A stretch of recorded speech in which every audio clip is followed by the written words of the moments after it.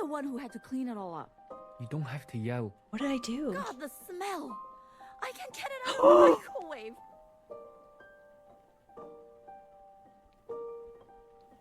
This is what my professor warned us about! Except it's not a cat, I put my hamster in the microwave! Bobo!